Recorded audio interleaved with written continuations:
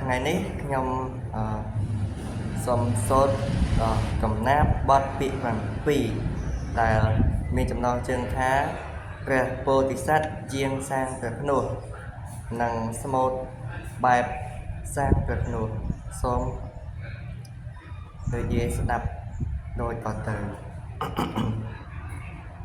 ដំណើរកាលអង្គព្រះសាពេជ្រ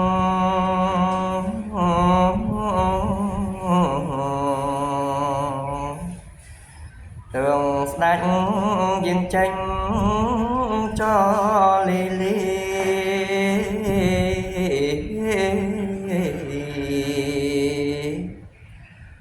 ចាក់ក្រុងហើយកបលលភងភាវី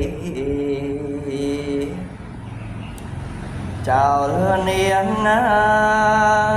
អើយពំពេអត់អាឡៃទ្រង់ដឹកលឹកចំពោះនេខមា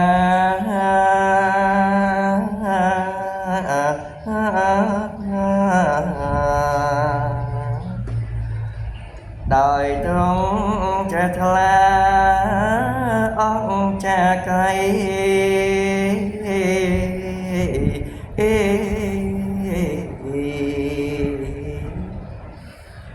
ដែលទ្រង់ហើយបានតតឃើញពីថ្ងៃប្រតិយាអឡៃ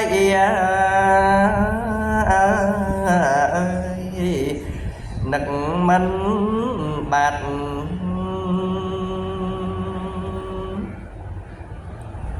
បើចំណងគួរហើយចេញបបជា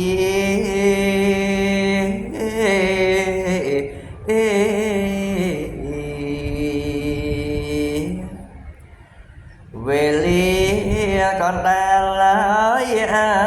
ទ្វេតស្ងាត់